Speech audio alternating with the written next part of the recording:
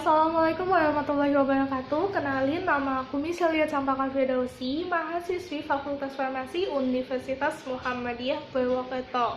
Nah, teman-teman, di sini aku juga salah satu anggota KKN dari kelompok 031. Nah, pada video kali ini aku mau jelasin apa itu COVID. Oke, langsung ke slide yang pertama. Nah, jadi teman-teman, pada akhir tahun 2019 kemarin ditemukan suatu penyakit misterius di Cina, tepatnya di kota Wuhan. Nah, pada awalnya penyakit ini sementara dinamai sebagai novel coronavirus.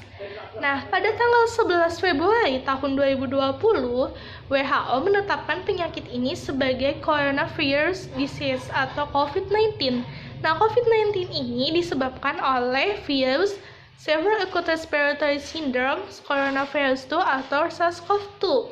Nah, teman-teman, sejak kasus pertamanya di Wuhan, terjadi peningkatan kasus coronavirus setiap harinya dan memuncak di antara akhir Januari hingga awal Februari 2020. Awalnya, kebanyakan laporan datang dari Wuhan dan Hubei, kemudian menyebar ke seluruh provinsi China lainnya.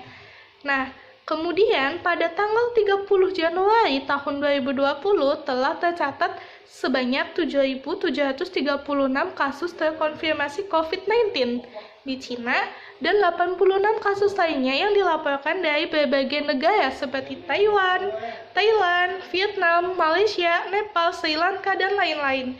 Hingga akhirnya penyakit ini menjadi pandemi di dunia seperti ini. Nah, untuk di Indonesia sendiri, penyakit ini pertama kali dilaporkan pada tanggal 2 Maret 2020, sejumlah 2 kasus terkonfirmasi COVID-19. Nah, jadi teman-teman, kita bisa melihat virologi dari penyebab penyakit COVID-19 ini. Jadi, ini adalah gambar virusnya. Nah, dia itu termasuk virus RNA dengan ukuran yang sangat kecil, yaitu 120 hingga 160 nanomikro. Nah, virus RNA ini sendiri termasuk ke dalam genus beta coronavirus. Sebenarnya, virus ini juga masih dalam satu subgenus yang sama dengan virus penyebab penyakit SARS pada tahun 2002 hingga 2004 silam. Nah, atas dasar ini, International Committee of Taxonomy of Virus mengajukan nama SARS-CoV-2. Nah, jadi teman-teman bisa melihat di sini ada seseorang yang sedang batuk. Nah, di sebelahnya ini ada orang lagi, dia menggunakan masker. Jadi sebenarnya nih teman-teman, transmisi atau penyebaran dari si virus COVID-19 ini tuh bisa dari hewan ke manusia, itu pada awalnya, hingga sekarang itu transmisinya dari manusia ke manusia.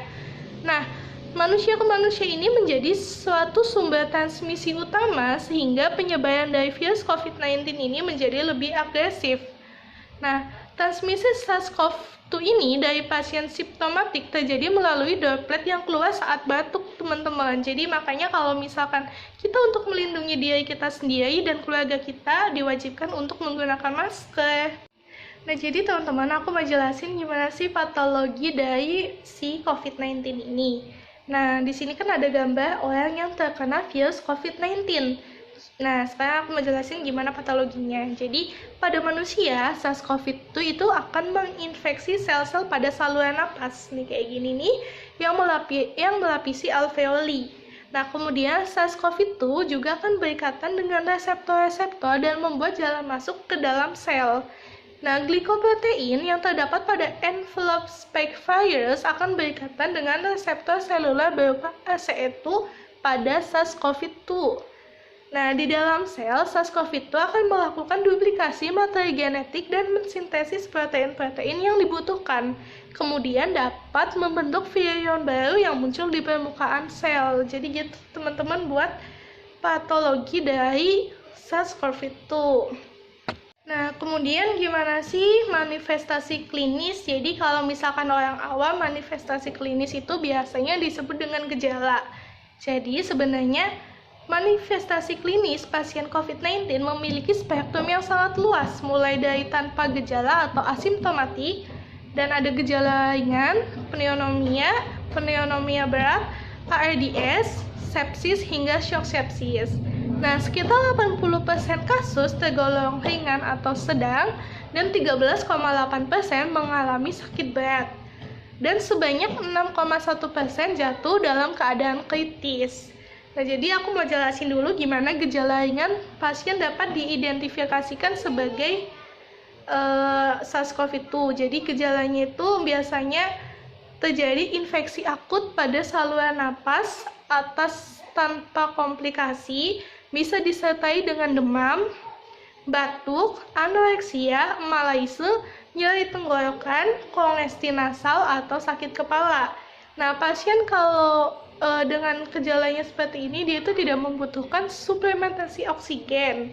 Kemudian ada juga pasien COVID-19 dengan pneumonia berat yang ditandai dengan demam, ditambah salah satu gejala dari yang pertama ini ada frekuensi pernafasan lebih dari 30 kali per menit, yang kedua ada distres pernafasan berat, atau yang ketiga ini yang paling sering banget ada saturasi oksigen 93% tanpa bantuan oksigen.